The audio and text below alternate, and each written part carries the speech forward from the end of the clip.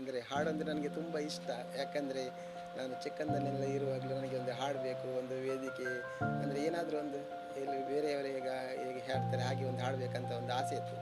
ಅದು ನನಗೆ ನಮ್ಮದು ರೋಟ್ರಿ ಕ್ಲಬ್ಬಿನಿಂದ ನನಗೆ ಅದೊಂದು ನನ್ನ ಆಸೆಗೆ ಒಂದು ಚಾನ್ಸ್ ಸಿಕ್ಕಿತು. ಅಂದರೆ ನಮ್ಮದು ಅಲ್ಲಿ ಫ್ರೆಂಡ್ಸ್ ಅಲ್ಲಿ ನನಗೆ ಮುಖ್ಯವಾಗಿ ಹೇಳಬೇಕಂದ್ರೆ ನಮ್ಮದು ಫ್ರೆಂಡ್ ಇದು ಗ್ಲಾಡ್ಸನ್ ಕುಂದರ್ ಅವರು ಅಧ್ಯಕ್ಷರಾಗಿರುವ ಸಂದರ್ಭದಲ್ಲಿ ನಾವೊಂದು ಕಲ್ಚರಲ್ ಕಾಂಪಿಟೇಷನ್ ಕೊಡಲಿಕ್ಕೆ ಇತ್ತು. ಆ ಸಂದರ್ಭದಲ್ಲಿ ಅವರು ನನಗೆ ಪ್ರೋತ್ಸಾಹ ಅಂದರೆ ನನಗೆ ಫೋರ್ಸ್ ಮಾಡಿದರು, ನೀನೊಂದು ಹಾಡು ಹೇಳ್ತಿ ಇಷ್ಟ ಉಂಟಲ್ಲ ನಿಮಗೆ ಒಂದು ಚಾನ್ಸ್, ನೀನು ವೇದಿಕೆಗೆ ಹೋಗಬೇಕು, ನೀನು ಹಾಡಬೇಕಂತ. ಹಾಗಾಗಿ ನಾನು ಅಲ್ಲಿಂದ ಸ್ಟಾರ್ಟ್ ಮಾಡಿದೆ.